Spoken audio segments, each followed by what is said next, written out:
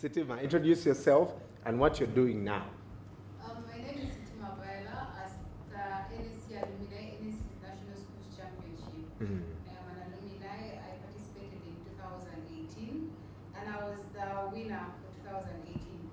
And right now I am a young entrepreneur and hopefully I am going to grow bigger and bigger. Ah, nice. I like the hopefully. That's awesome. Next to Sitima is a person who has also worked with us. This journey has driven long distances with us to all the other schools. Ronald, please introduce yourself and what you do. Thank you, Brian. My name is Ronald Mukasa. I work with Enterprise Uganda. I'm in charge of research, learning, and innovation. And I'm excited to be part of working with young people as we compete in the National Schools Championship. Fantastic. To my extreme right is a man who is an entrepreneur, very young. When I saw his photo, I thought, this man, why haven't I been his friend all this time?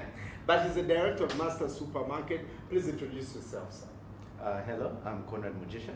I'm head of operations at Master Supermarket. We're a fairly new supermarket chain servicing Uganda's growing neighborhoods. And more so in this time, we're trying to find ways how to reach our customer base and keep you comfortable in your homes. Right. For those of you, the nearest, especially those of you staying in Ntinda, the nearest you can remember is Ntinda, opposite Chicken Tonight, I think. Single people can easily remember Chicken Tonight. All right, to my right is, to my immediate right is Steve O. Good morning. Morning, Brian. Steve O, please introduce yourself and what you do. Good morning, everyone, guys who are viewing us on Facebook Live. My name is Stephen Seguja, and I'm the head of enterprise banking at Stanbic Bank. That's where all the small and medium enterprises fall. Call them small and medium enterprises, but we know they're growing. So we provide the foundation, and as our motto is, our vision is for as a bank is that Uganda is our home, and as a bank we drive our growth. So we're excited to be working with young entrepreneurs and businesses as we develop Uganda. Amazing. Feel free to ask us any questions. I see you already on Facebook, you're on and you're watching. Leonard Rotich, Ronald Ronnie, Dixon Kanapulia, Rob Bristol, Ronald, Ronnie Arinde, thank you so much. Please, please, please ask any questions on how to identify business opportunities this morning. Let me start with you, Stephen. From where you sit, young people are watching us, and many are graduating to the next level, right? The one that everyone calls corporate. Talk to us about how young people can prepare themselves on how to be bankable, because some of them say, man, those things of owning bank accounts are for people who have jobs, Sure. salaried people. Sure. No, thank you, Brian. And this is a question that, you know, as a young population, as a young, entrepreneurs keep asking. And, you know, everyone knows Uganda's story in terms of where we are from an entrepreneurship perspective. But of course, some of the challenges that we've had, again, is around sustainability.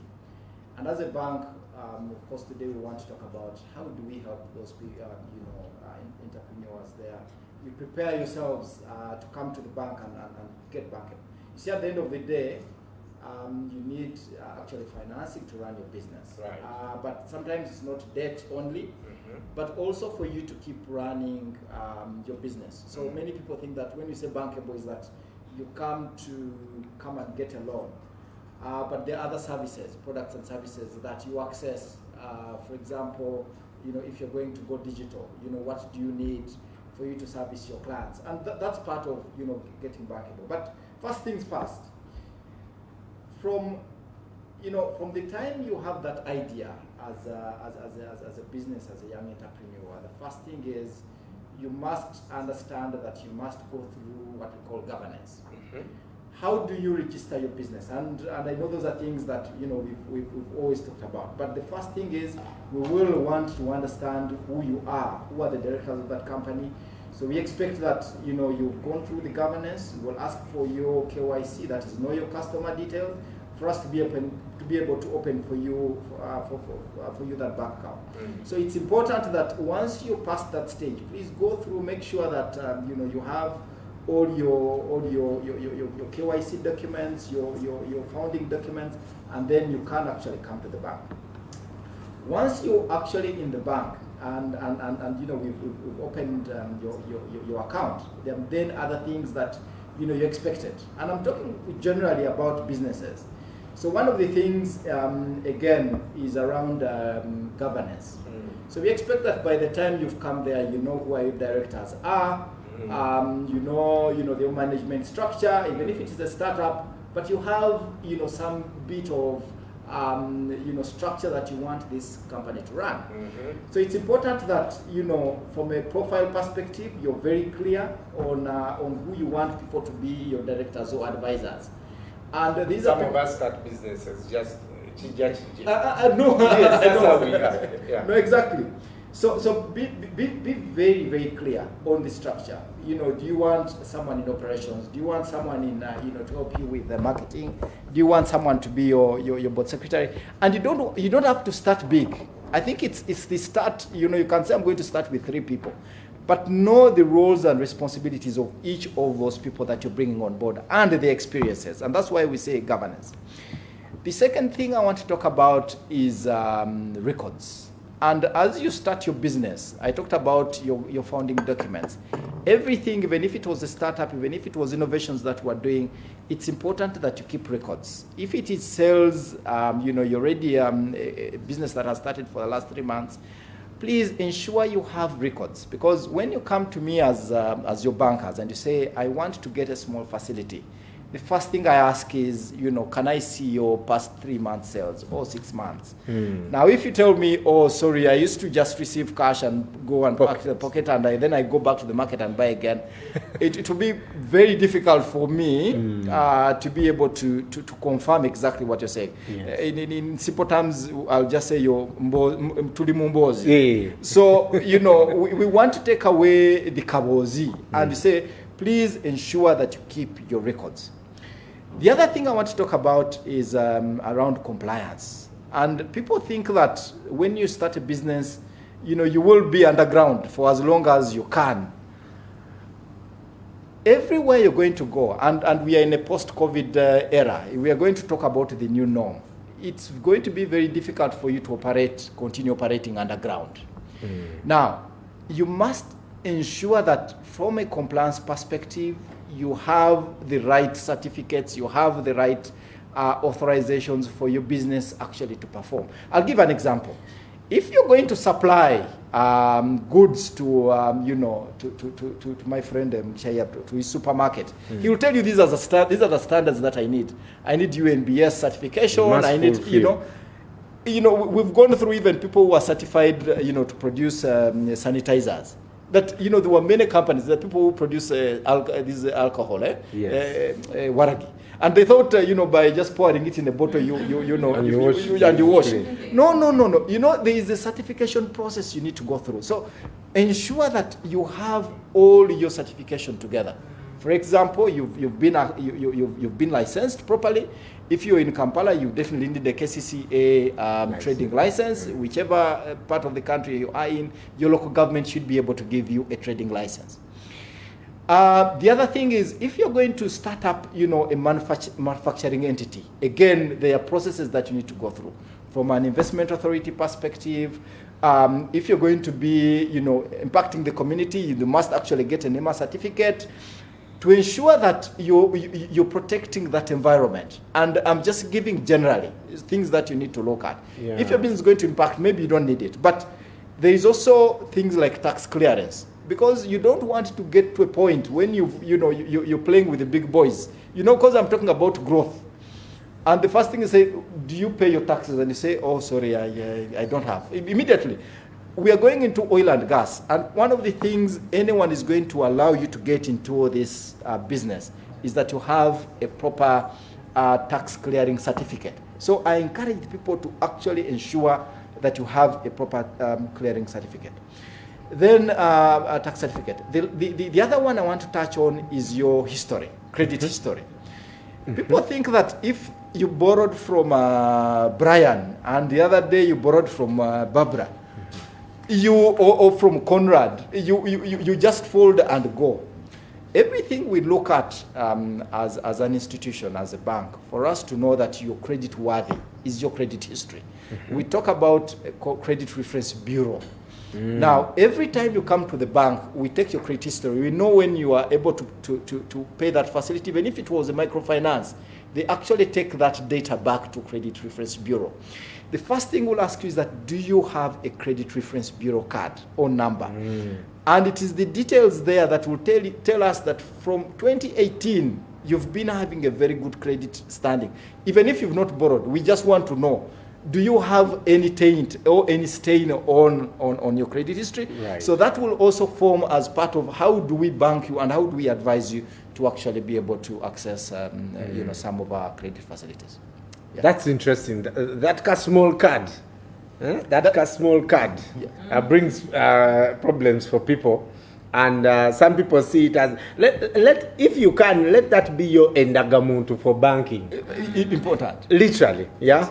And it's amazing, you talked about taxes, and I remember I wanted to play with the big boys, but I couldn't because of stuff like, the tax man. And many of us take that for granted when we are starting our businesses.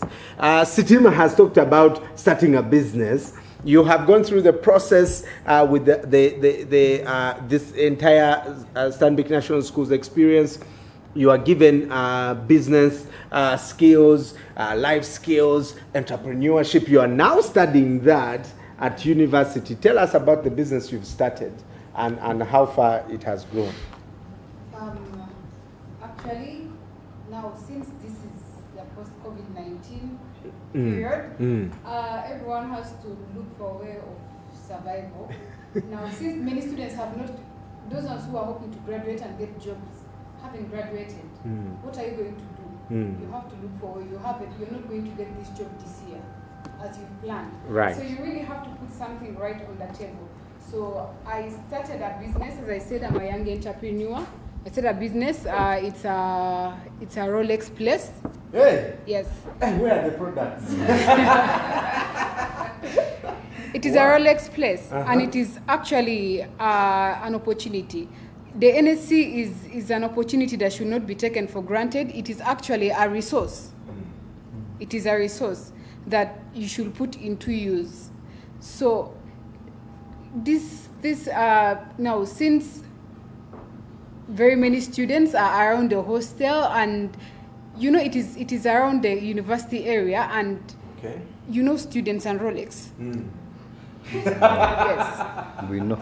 students and Rolex. So it's actually a good business. It helps a lot. It helps where you're stranded sometimes. It helps out where parents cannot come in immediately. Yes. Okay. Ronald was a guild president. You were my guild president. Yes, sir. You can tell us about young people right now. This is the big question now. Everyone is telling us, start a business. This is COVID. Hey, every blog, every YouTube channel, you have seen all these things, right?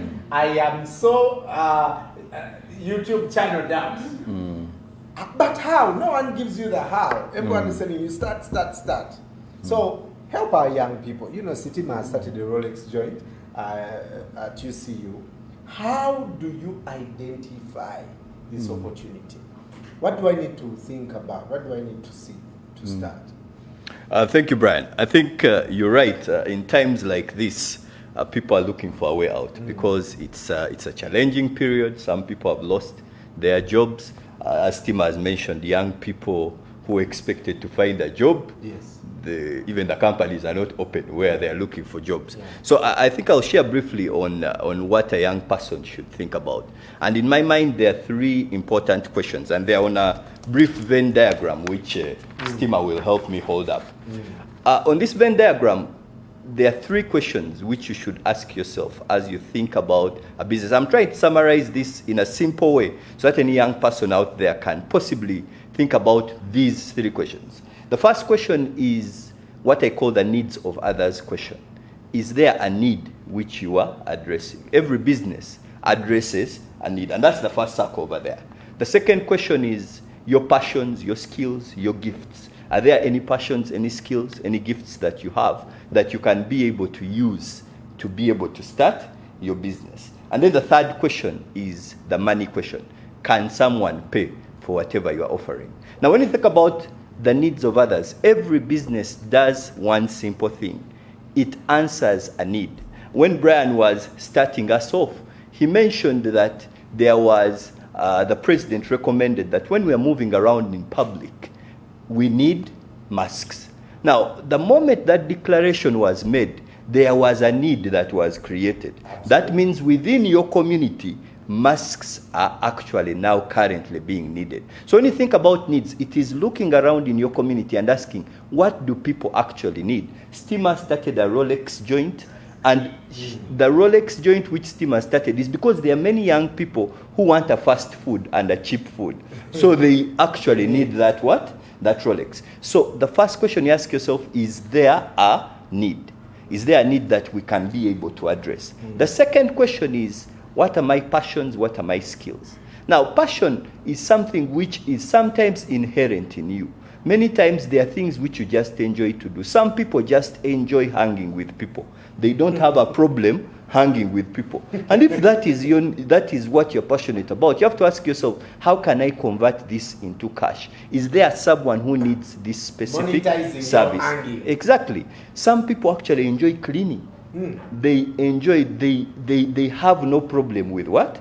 With cleaning. Can you go to some people's homes and you say, I can clean your house for you? That is something you're passionate about. Some people enjoy parties. If you enjoy parties, now we are in a bit of a lockdown, but people enjoy parties. Can you organize events? So you're asking, what are you passionate about? What do you enjoy to do? What skills do you actually have? You might have a skill. You didn't learn it in school, but your mother taught you how to be a tailor. Can you use that tailoring skill to actually make masks during this period? So that is the passion question. Then the third thing is, can you make money? Every business, someone has to pay for the service which you are offering. Now, what I would request every young person out there to do is to ask yourself, of these three things, what needs are in my community that I can address? Currently, what needs have come up? Now we are talking about delivery services because people cannot move the way they were moving. So if that's a need, can I be able to assist or participate in that delivery process? What things are you passionate about? What skills do you have? Some of you are great with flowers. You are great in the garden. Can you be able to say, I will offer a service of a bit of landscaping to help out people who have homes and they want that to be done? And can someone pay? Now, if you have a need you're addressing and you are passionate about it, but no one is paying you money, you are going to run a charity. Now, this is a very important thing. You have to notice that if people are not willing to pay, many times we end up just giving away our services for free. Now we are starting, sometimes you have to give out some free services, but a point needs to reach and people are willing to pay. If there is a need you are addressing, money can be made, but you are not passionate, many times you will burn out. That's why you find that some people start out, and the passion is the fuel which keeps you going in difficult times. Business is challenging, whichever way you look at it. Steamer's Rolex stand was a challenge, but she needs to make sure she puts in the energy to keep pushing that business. And if there is a need, money can be made. Rather, if you are passionate, money can be made, but there is no need you are addressing, you won't have any customers. So briefly, that is just highlighting a few of some things you should need to think about as a young person as you think about your business. So briefly, Brian, that's what I would say about starting a business. Fantastic. That's Ronald from Enterprise Uganda. I'm loving the questions that you're sending in on our Facebook. Please share. You can start a watch party with your friends, with your school. I know some of you teachers are struggling to even teach your students. I was talking to someone and said, man, my teacher has even never checked whether I'm still alive. Since the lockdown began, what you can do is share this link so your students can watch some of this. We'll get into those questions in a few minutes, but let me talk to you, Conrad. when Ronald talked about delivery services, I thought about supermarkets and how some supermarkets have resigned to just being there. Yeah. You as master supermarket, what have you done during this time? Because this also presents another opportunity for you to scale up, you know, to even people who never used to come to you. Yeah, I think during this time, a lot of people ask the question, how is business, how is going on? The one answer, the one main thing is, we are surviving. And during COVID, that should be the point. When you're running a business, you should just aim to survive this period. More so, when you look at Uganda, is one of the most entrepreneurial countries, but so many of our businesses do not go beyond a certain lifeline. So you now come back to how we're surviving, how we're doing this. Now, when you talk of the delivery, we launched a delivery service, but one thing we accepted that we accepted imperfection. So we launched a delivery service in less than 3 days. But it wasn't planned. We had to look at what do we have on ground and how do we use these resources. So we launched an app that had no pictures. Now the app kept crashing on our iOS. So we had to look at, as an entrepreneur, you go back and look at what are the alternatives. So we launched WhatsApp. We were taking orders on WhatsApp. Now as a business person, you look at how do you reevaluate and reorient your resources. Now we had staff who are going to be followed because no one's coming in. How do you move that team to now take over, say, receiving orders, becoming personal shoppers? Before you had an attendant when you walked into the supermarket. Today you have an attendant on the phone. He calls you, he tells you, hi, I'm Maurice, I'm Francis, I'm from Master Supermarket. I have your order. How can I help you go through it? When something isn't there, he will tell you about it. So it's what we are seeing in business. And then we had no distribution network. Straight off, you're calling someone you know who has an extra couple of border. Send me one. We'll see how we can make it work. Then you remember that you have a border stage outside your shop. So co-opt your border people there. Tell them, why don't you come on board? Do for me a couple of deliveries. You have to understand that we're in an ecosystem. If you're working, they're working. So the more you tap into your ecosystem, the more you keep your surrounding working. We all have border people, or most of us have a border guy.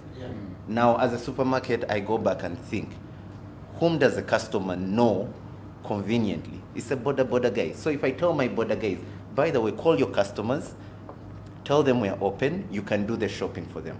That is also tapping into. Now I'm benefiting, but the border person is also benefiting, and more people are keeping at work. Now, the other thing that as business owners or as people trying to survive in this period, we have to look at is, let's use the resources and the partnerships. Pick up that phone, send the email to your banker, tell him, you know what, times are looking tough, how do we renegotiate this? All these have been provided, Stanbic has provided this. I have to pay suppliers, but I can no longer see them in person. Let's come back to internet banking. Know your enterprise online. Know that you're going to be able to send out all your payments just by sitting on your phone or through an app. So it's about understanding that we can use all this, we can reorient ourselves, and the main point is we can survive this period. You know, we are saying post-COVID, but what about during COVID? There was the pre where we had to quickly think, how do we catch up? And now there's the during the COVID, but we also have to think what's going to happen after. As we keep saying, there are new normals coming up. We don't see some customers going back to walking into supermarkets. Absolutely. We see delivery picking up, but we also understand that we have to be patient with each other, both on the other side of businesses and also as customers. Let's adapt with each other.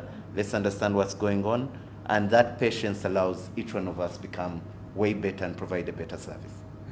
Let me stay with you, Corin, because I don't want to assume your age, but you look young. Okay, maybe if you are 40 years, then you're doing a proper job taking care of yourself.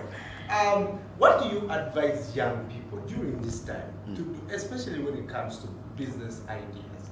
Because people are telling us, generate, and someone may even say, even if I generate, the market is, nowhere. You run a supermarket, that's a bigger thing probably to deal with. But for younger people, Let me take the example of what Stima was saying, the Rolex stand. Now, let's say we're using that as a scenario. I know my people who have been shopping from me, all buying my Rolexes daily. I know where they are. What's the problem? They can't get to the Rolex stand. So how do I now use my phone, use my WhatsApp to send them messages to let them know I'm still open? How do I use the border guys who are still around me to be able to do the delivery service? So now you're meeting the need. People at home, people still want to eat, but they can't access. So you're bridging that gap. On the other hand, you also come in and look at, as young people, it's very complicated in this time for you to start a new business.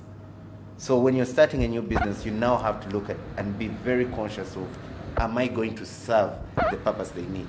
You will create sanitizer, but is it going to meet? So while young people are going out there and starting businesses, it's very essential that you read up, you understand, get the full knowledge of the business that you're getting into, and don't rush to produce for the sake of producing, but produce keeping in mind what's coming out or what's expected on the other end of the line. Fantastic. Oh, this is knowledge galore, like they said. And lots of questions from you. And this one, the first one, is for Steve-O. People are asking about, number one, you talked about governance. Yeah, what are the different positions that I need to have? Just briefly tell us the critical people or resources to have when setting up my governance structure. Okay. Thank you so much, and thank you for the question. That has come through. Very, very importantly, and I'll just talk about, because you might not really have the resources to actually hire almost everyone that you want to be in your company, because they have expectations. So most importantly, and if I could say, is that one, you must actually have a legal advisor, because everything you're going to do, from registering the company to signing of contracts to to filing of stuff, you actually need a legal person. So importantly, make sure that you actually choose a good lawyer who understands company law, who is actually going to help you to navigate any legal challenges that you could face. The second one is someone who actually understands accounts, who will be able to advise. You look at your project proposal and say, this thing that you're going to go into actually needs a lot of more financing than you had anticipated. What we normally call cash flow analysis. So someone will tell you that what you've projected to come in between January to December might actually not be there. And you will also stress test. What we call stress testing is that every time when we did budgets last year, we didn't actually anticipate that we would actually get into something like this. I remember when we all knew that the economy would be on it. But no one knew that there was something that would curtail us. So that is what a financial advisor does. And the stresses said, let's take a 70% haircut. And if we see whether your business will be able to survive. Yeah. If I were in the hotel industry and I started a hotel, every time I say, even if you had 100 beds, try to project if you're running with 30 beds at any one time. If you run with 30 beds a day, that people come in and occupy those beds, and 30% cannot pay your workers, cannot pay your running of the business and be able to survive, probably that is not a very good venture. Yeah. So you're in trouble. So those are things that you need to work on. The other thing is you really need to have someone also who understands tax, and will tell you that for a business you're going to go into, probably the tax that you need to pay is 100%. If you're importing something like sugar, because you produce something sugar here and you want to start a sugar business, someone will tell you, you need to factor in 100% tax if you're going to pay. Briefly also, you need to, if you're going to start up a manufacturing, even if my friend Stima who started a Rolex business, your environment, if you're going to work along a stream, or a mwala, the Greeks call it sausage, or sewage, or whatever you call it, is that tomorrow, if the KCCA enforcement comes, you will say you're actually in an environment which does not allow you to actually promote the health safety of your customers. So you'll also have some of those challenges. And I will end, maybe the other two things. The other one is logistics. And my friend Conrad talked about it from an operations perspective, from a logistics perspective. Who is going to be able to supply you some of those goods? And how are you going to deliver? What do you need to manage in your supply chain? How do you coordinate that? Someone who will be able to advise you and tell you, this is where you can get cheaply, this is where you can advise, and how you can maximize profit. But I'll end with this one, and I remember a question that moved around on social media. Who was in charge of the digital transformation in your company? Did you ever see that? And it had answers. It had the chief information officer, the CEO, and it had COVID-19. In effect, COVID-19 drove the digital transformation for most of the businesses here. But I'll actually go there because he's talking about digital. He's talking about creating efficiencies. She's talking about creating efficiencies. Mr. Mukas also creating about efficiencies. Digital has actually come to create efficiencies. And I tell you that if you start up a company and you're not going to maximize the digital transformation around this time, I can guarantee you your rate of survival is going to be very, very, very small. And from a payments perspective, how you pay your suppliers, how you collect, how you order for goods, and how you distribute those goods. Everything can actually be done digital. I was looking at Conrad. He's actually taking orders here. He's actually making purchases. He's coordinating with customers. He does not even need to leave his house to actually do that. So very importantly, someone will advise you that the business that you've started will not survive because of the lack of the digital transformation within your business. Wow, fantastic. You know what? I think we are going to organize a different session with Steve-O. Some of the questions, of course, are about getting a loan, but we'll get back to that later. Sitima, Chris Emma says that he's very excited about the Rolex business.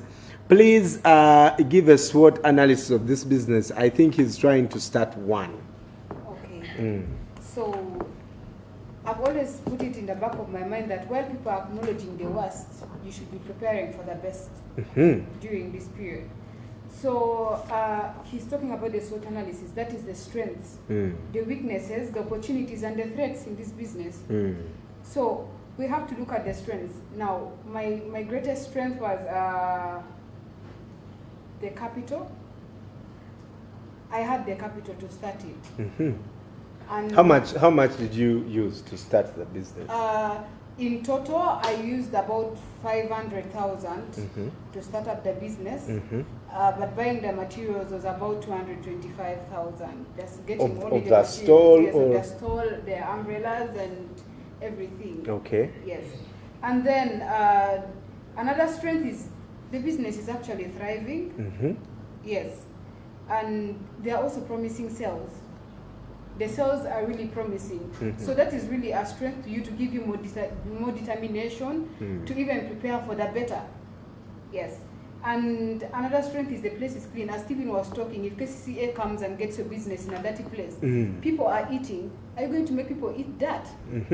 No, you're not. So the cleanness of the place. How clean is your environment where you're working from?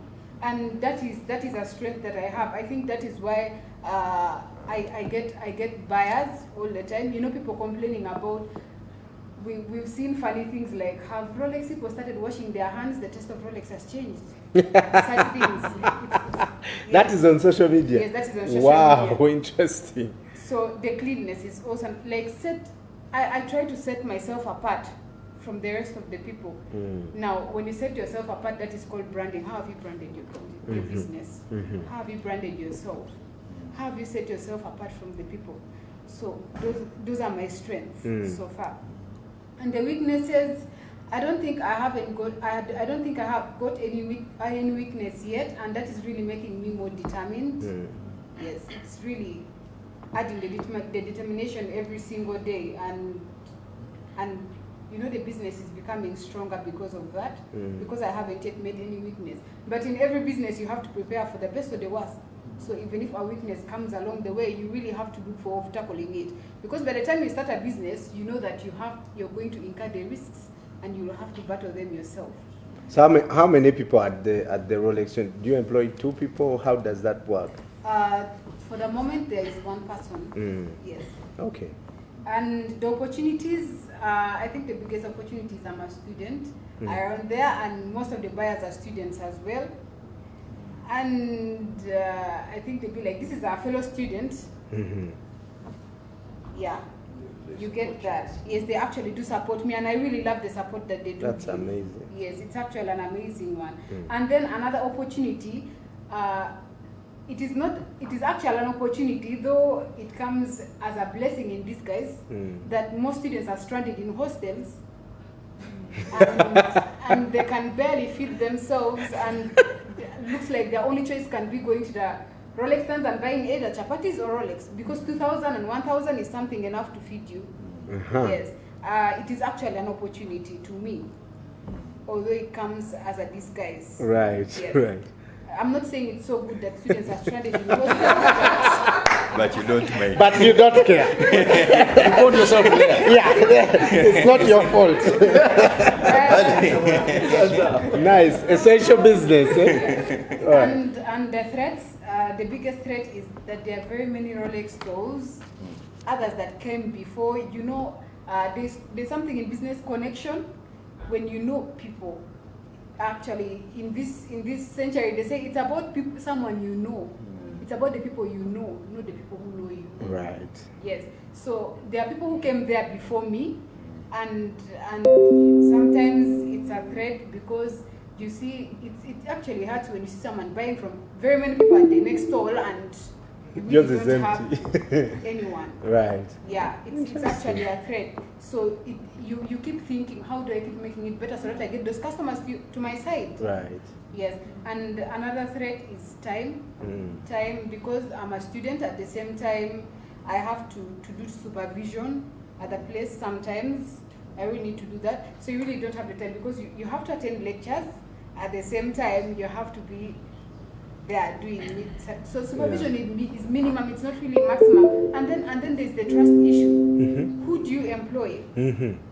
So the person you employ, how much do you trust them? Because the same people have 2 faces, the good one and the bad one. So the good one is the one they show you, and so the trust issue. The people you employ, how much do you trust them? That is where the time threat comes. Time comes as a threat, because you don't have enough time to supervise this person.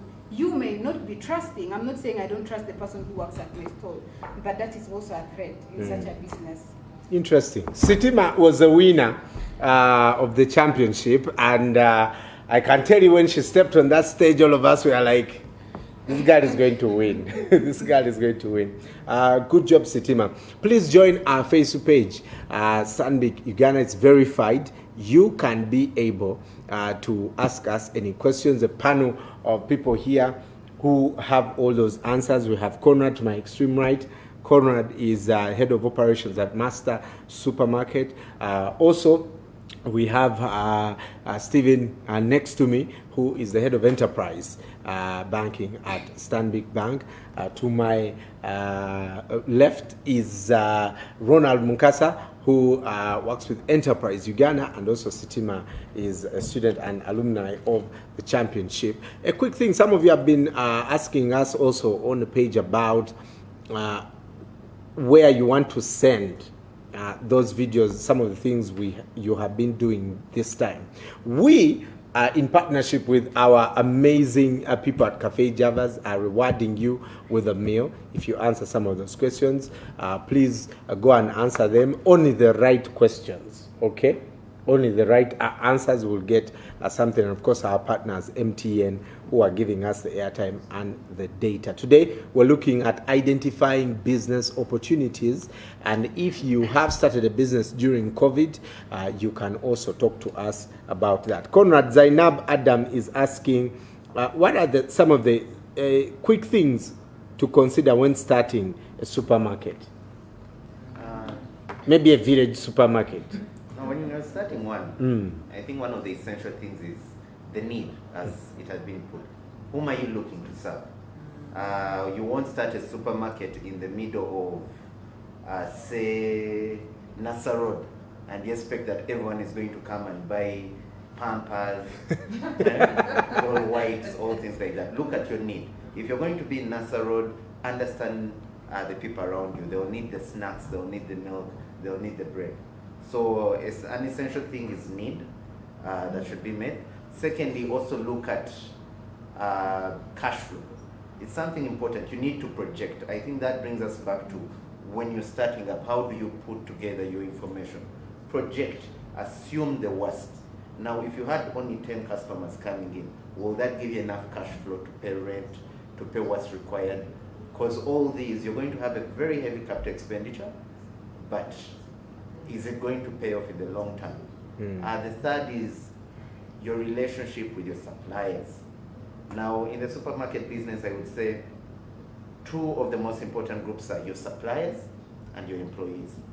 One, your suppliers, because it's their money. You're getting goods on credit and selling. You're simply a conduit, but it's their money that you're holding in the stock. So have a good relationship. Keep the good governance. When you receive payment, ensure you do payment. And then know that your staff is the one reaching your customer.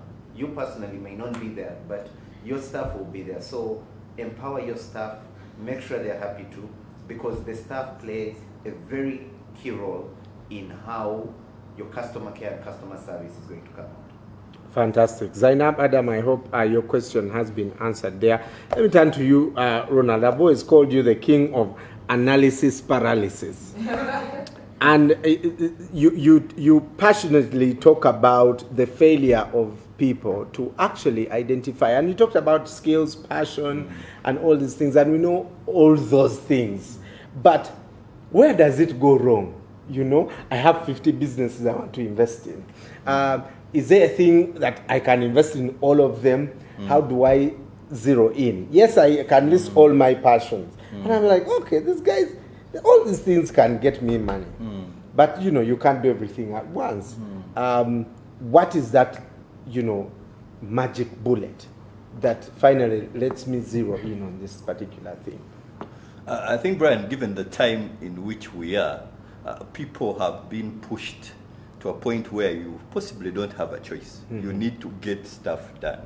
If you have lost your job, for example, chances are high something needs to happen next week. You don't have the luxury of thinking about it for the next 2 weeks. So I think there is sometimes urgency is driven by circumstances. If you are in a circumstance where you have lost your employment, you need to ask yourself, how do I start generating an income in the next couple of weeks, and what can I get done? So I think that is part of it. But I think sometimes there is also an opportunity which is provided by the environment. For example, Conrad mentioned the season in which we are. In the season where people are locked down, there are some things which inevitably have to happen because people have been locked down. For example, people are getting deliveries at home. For example, people are focusing more on necessities other than the luxuries that we used to focus on. So usually that drives your decision making. So when you look in the environment and you say, what is moving currently is, for example, foodstuffs. Foodstuffs are moving. If foodstuffs are moving, the question you have to ask yourself, is there a gap along that value chain where I can be able to see an opportunity? And what opportunity is that? You may possibly come from a place where they produce sweet potatoes, or they produce Irish potatoes. And you're asking yourself, can I be able to send for some 3 bags of Irish potatoes? Why? Because you have the phone and you can call the village and you say, you know what, pack 3 bags of what? Of Irish potatoes. Buses are not moving, but possibly trucks are. So you can be able to pack that and you say, I have started this. Why? Because of the environment in which I am. I lost my job, but I can be able to supply these Irish potatoes in my community. So I think you as an individual, you need to ask yourself, what circumstances am I currently in? And if you are head of a family, for those of us who have children, your children are looking at you and they seriously want food. So they need you to take action. So if you are in such a circumstance, you need to quickly take a position and say, what available opportunities are here? Which networks do I have? Yeah. And you see, when you look within your networks, you can quickly say, you know what, I've been in the decorating business. The decorating business may not happen because we are having scientific decoration. Scientific weddings. So, but I have serviced some decoration clients. If I've serviced decoration clients, is there anything I can do for them when they are at home? So you may say that now it is interior design, for example, that you know what, I can come and organize your home and make it look nice. So you have changed the decoration business to an interior design business. But that decision is not made because it's made because of the environment in which we are. We are totally playing a different ball game. You have all your decoration things, but they're in stores, and you are paying rent, but you are not making money. So in such an environment, you need to quickly say what opportunities have popped up. And I think the advantage here is that when you are against the wall, I usually say our minds are sharpest when we are against the wall. Absolutely. When you are pushed against the wall, things become clear. You even lose any shame you had for doing some businesses. The shame disappears, and why it disappears is because now you have to work. You need to get some food at home. So that's what I could quickly say about that. Interesting. These are interesting conversations that you hear every day. But like you said, when you're pushed to the wall, you're like, yo, we shall deal with this later. But for now, I need to hawk that cassava. Like someone said, Team 50K oil. You know? Mushabe Dixon. I didn't get to that.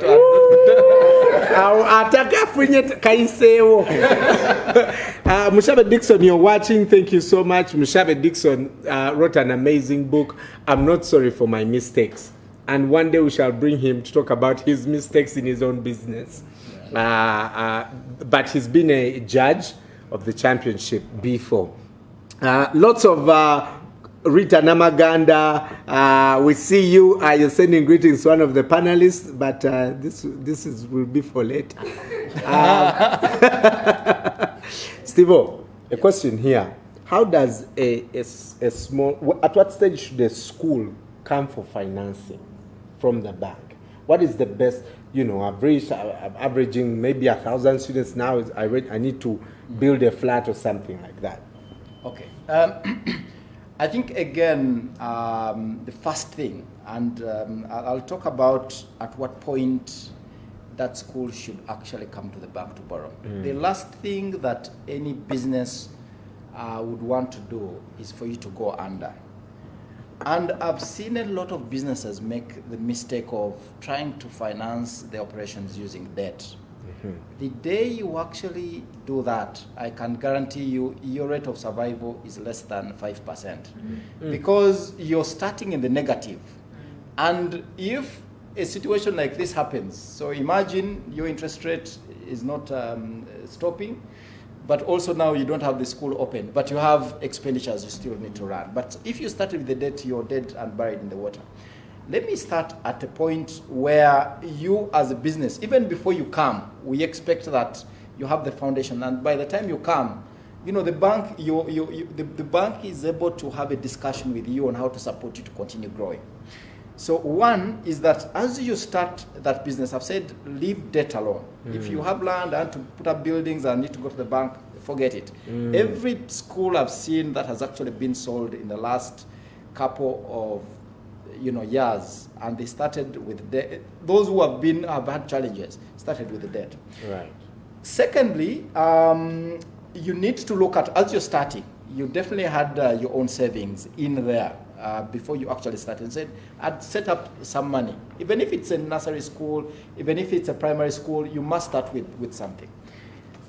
You could actually co-opt some friends and family to actually join you. Say, this is the idea I have. The opportunity, Conrad has talked about the opportunity in the area. You see kids that are running around. You see in a suburb of Nalia, we have very fertile population. You know that, these young, entrepreneurs are also going to be, producing.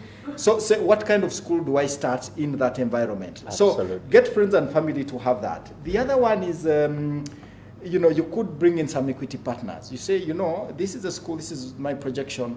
I have 50 million, can you bring 50? And then we do 50% share, and then you come into the business. And then you could also, there are some grants that are being run and those things.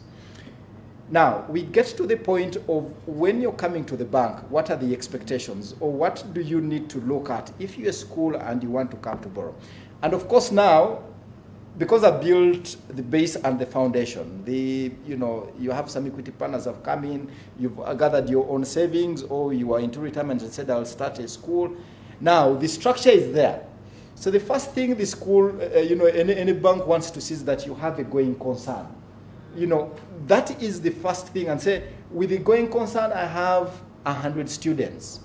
But I need to expand and create another classroom block and create a playing field and probably also create a garden. And they also want to get a laboratory because you're also operating within the Ministry of Education guidelines.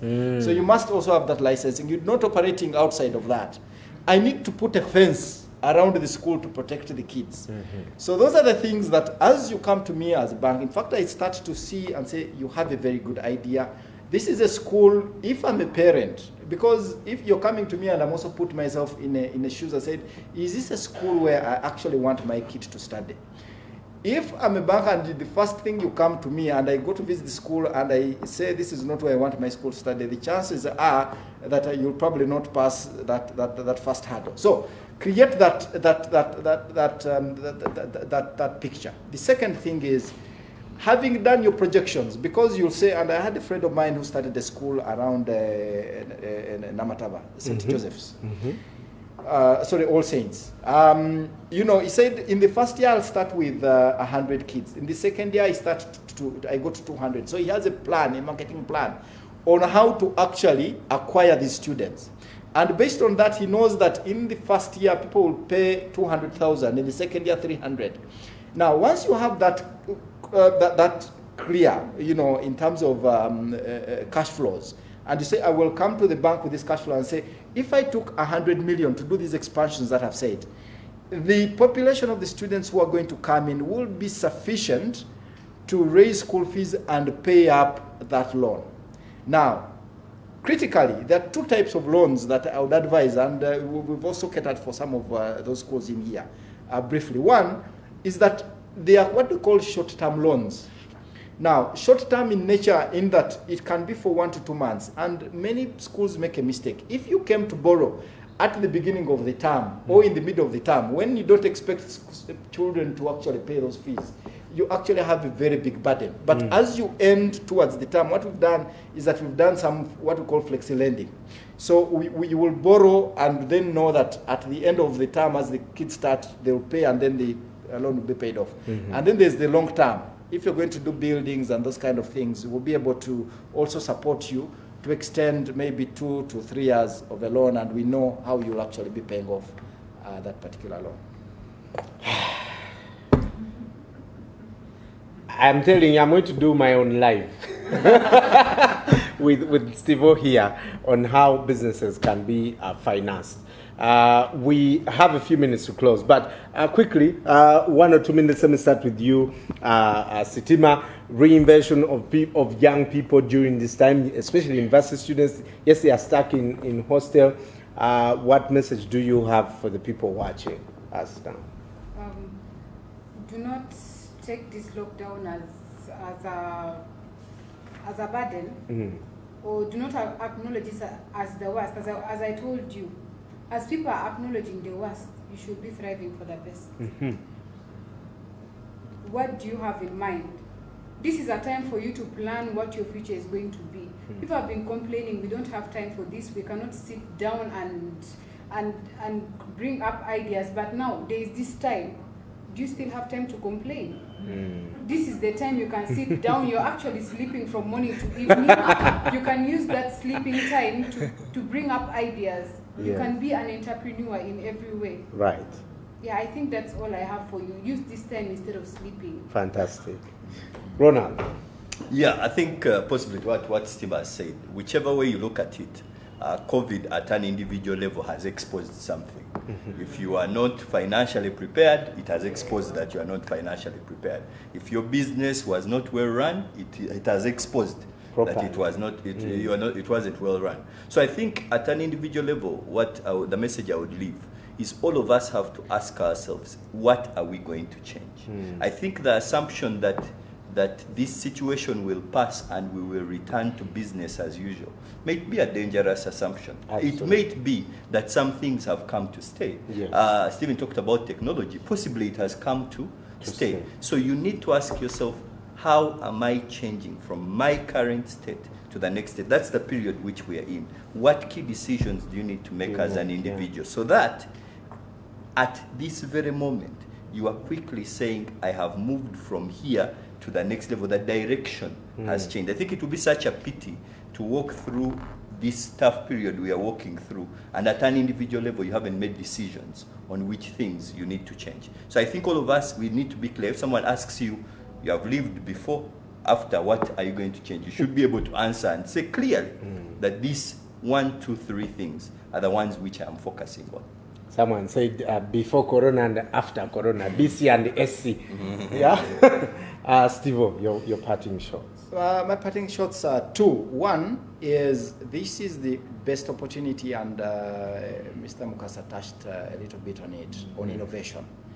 I think every business that I know, I've not seen any business that has not tried to innovate during this time. This is a very good opportunity for you to innovate. There are books to read, there are students there, even the way they're going to learn, we need to innovate. I think the second thing is again around diversification. The businesses that have been impacted in the short term, in the medium term, and the long term. You're in a business that has been impacted in the long term, you must find ways very, very quickly for you to diversify. It's something that you need to start to think about.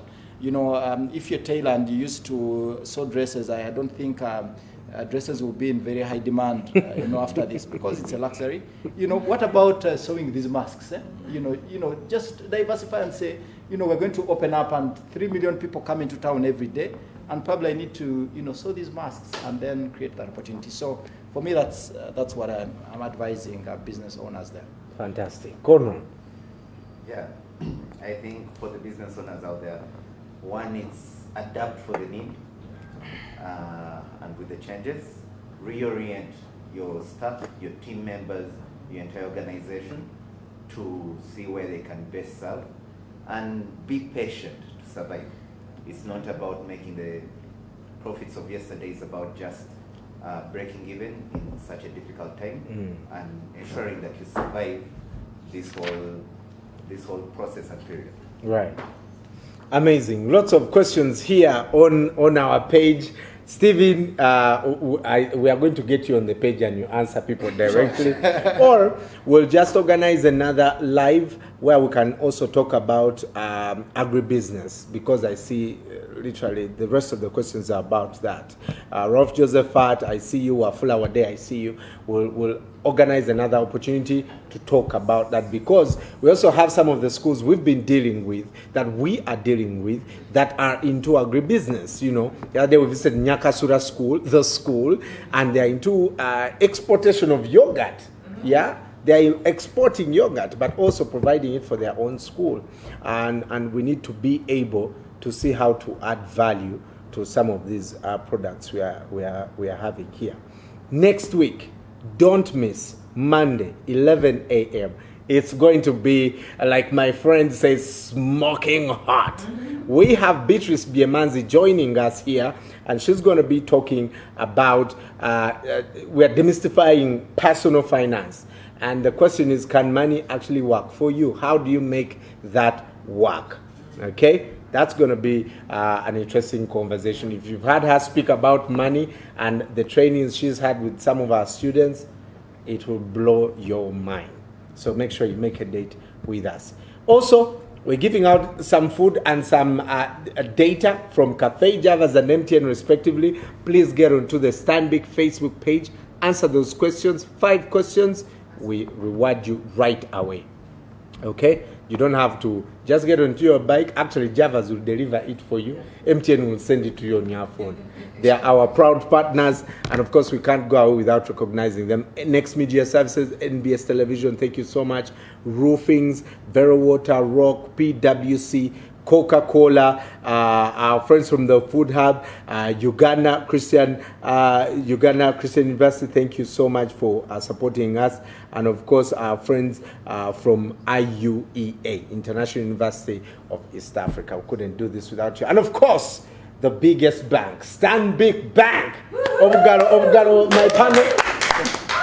We can't do this without Stanbic Bank, and to the leadership, the people who believe in us to make sure that we do this. 60,000 students that are being influenced. You can also help your students do that. Share with us those videos of the activities they are doing during this quarantine. 8 days to go, but what have you done for the past 7 weeks? That is the big question. My name is Brian. Keep moving forward. Bye-bye. Thank you. Thank you, guys. We shall do this. Thank you.